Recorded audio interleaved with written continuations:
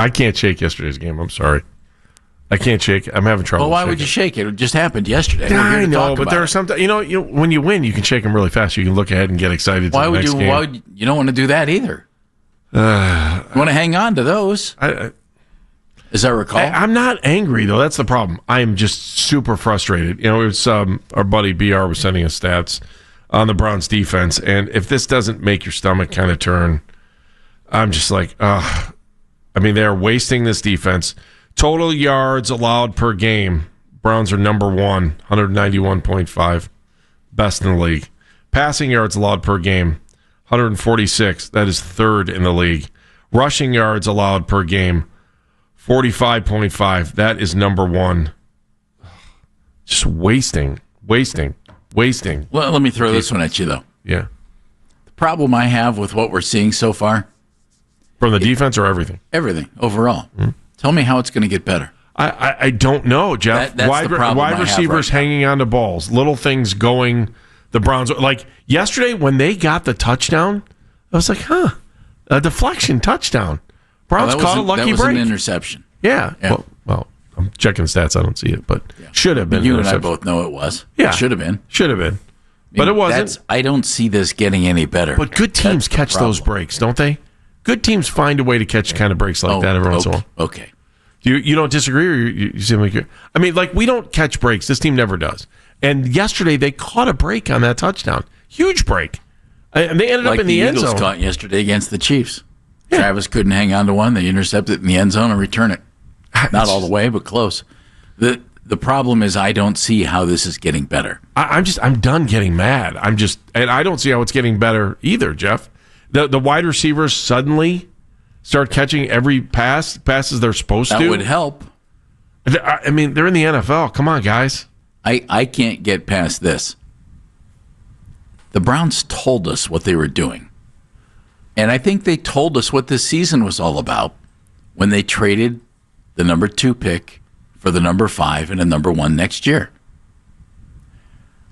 I'm not even mad about that. Travis Hunter hasn't been setting the world on fire. Mason Graham doing just fine so far. And next year's quarterback class is loaded. I'm not even mad about it. I think if you could tell me Lenora Sellers would be the quarterback of this football team for the next 12 years, I would just say thank you very much and give you a nice big hug. I love when you put all these years. How about 4? I'll take one for 5 years, 4 or 5 years. Real teams have quarterbacks for a long time, Andy. I want to be a real team. I'm not shooting for 4 or 5 years. I want to be a real team. Tell me Lenora Sellers is going to be here, and everything you go through this year is going to be worth it. Tell me fill in the blank who they might deem better than Lenora Sellers or any of the other guys will be the quarterback here for the next decade, and this year will be worth it. But let's not be delusional here. I think the Browns told us exactly what it is they're going to do this year when they traded the number 2 pick. You want me to double up on it? Sure. They told us again when they traded Kenny Pickett. Because you can't tell me that Kenny Pickett wouldn't give this team a better chance to win than Joe Flacco. Nothing against Joe. Fine career. Fine career. Can he still throw it? Yeah. I told Dan before the show, Joe's like a senior tour golfer. Man, that guy can still putt, but he just can't, doesn't get it off the tee very well, and his iron play isn't as good. Joe can still throw. I don't know. We haven't really seen him throw the ball downfield. Oh, he can still throw. Yeah, I think he can too. But he can't run very well. But if the receivers can't get downfield, if the receivers can't get downfield fast enough or hang on to the football, does it matter how strong his arm is? Does that matter? Have you noticed? Every drop that the receivers, I think, almost every drop the receivers have had, been a low throw. Now, should they catch him? Yep. I got to think about both of the interceptions against Cincinnati, low throws. Yesterday, low throws on drops. So, yeah, the receivers should catch those. They're pros.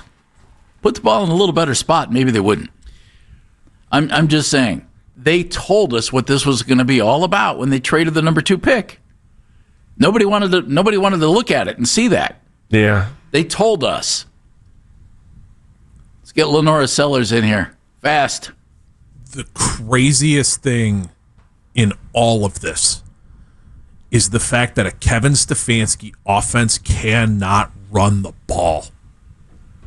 I think the offense actually... Is that on the line or is that on the running backs? I think that's on the line. Let me argue with you. The line has been horrendous. Let me argue with you. Go for it. They had one run that popped, 31 yards. Right.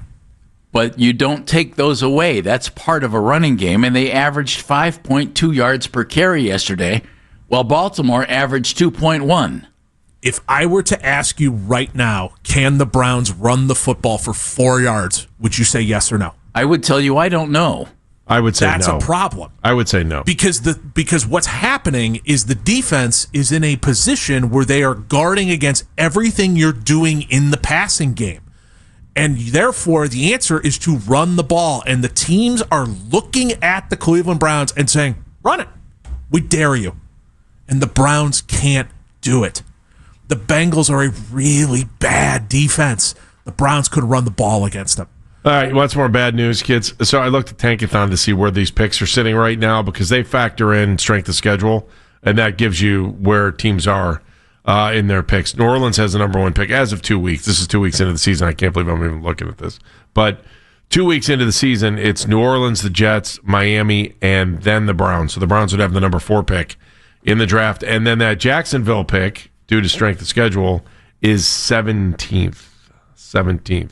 So Andy, there are a lot of quarterbacks coming out in this draft. 17? The only way the Browns are going to make sure they get the guy they want is to lose as many games as they possibly can. I hate They don't want to do that. I know. But let's be realistic here. They told us what they were doing when they traded out of 2.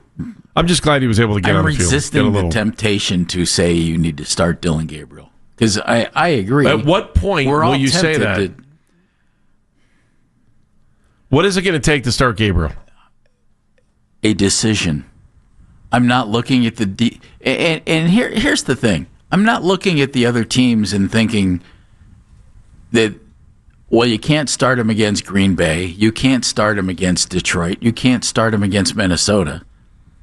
Andy, what makes you think you can start Joe Flacco against those guys?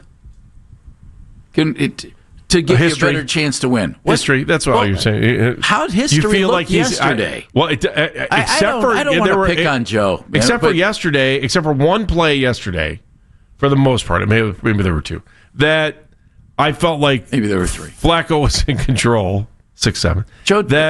Joe's had a fine career. I've made real clear my thoughts the whole time. You know, if no one could beat him out, that's a shame right there, man. And for the life of me, I can't figure out the Kenny Pickett thing. And I'm not saying Kenny Pickett's the reincarnation of Brett Favre or anybody else who's any good. If you were going to go through this, why wouldn't you have done it with a young guy who was more mobile? I don't get it. And if Dylan and Shadur aren't ready, okay, I understand. Play the 26-year-old guy who's mobile. I'm trying to remember how many games into the season last year before Indianapolis changed their mind. Well, they started Anthony Richardson, and then they went to Joe, and then they went back. Yeah. It was right when Anthony Richardson got tired. They had to come out. Oh, that's right. That was it. I forgot about that. I'll never forget that. That was insanity. And Joe was, 2-4, I think, is the starter there. Look, the last thing I want to do is say a guy who has had a really, really good career shouldn't be playing. Because I don't think the options are any better.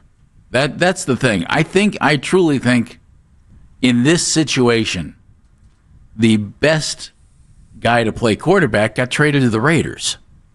Now, it doesn't mean he's going to be the best overall. The best guy for the situation we're dealing in right now, they traded to the Raiders. Not sure why. I keep going back to, you picked up that second first-round pick. It screams you're getting one next year. And, would Pickett have given you a better chance to win? I don't know. I don't know either. I see what you're saying, though. But if he had, Andy, maybe that's why he's not here. You know what I'm saying? If you're looking at next year's draft, we've all been here before, right? We've all been here before. If you're looking at next year's draft, don't you want the highest pick possible? Why did DTR finish the season here last year instead of Jameis Winston, who at least entertained the heck out of us and gave you a chance to win? Taking on a phone call. Deshaun, I still think Deshaun could end up being the quarterback here before it's all over. I don't disagree. I've been saying that since the offseason. I've been saying it over and over. Why, it's return on investment. Why wouldn't you? And if you don't believe in the two younger quarterbacks, or Joe, I would.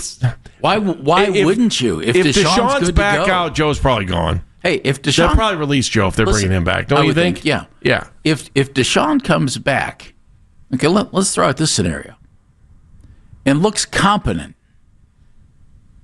could you possibly trade him? No. Okay.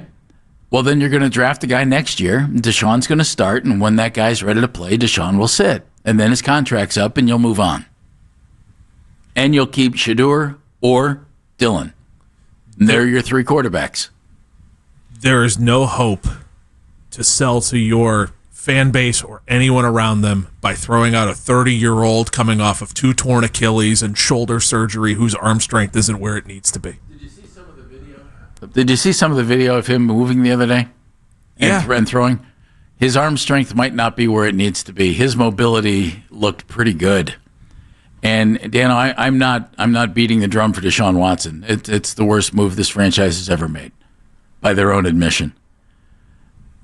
You don't think Deshaun could give you as much of a chance to win as Joe, and maybe turn it into something? No, I really don't. Okay.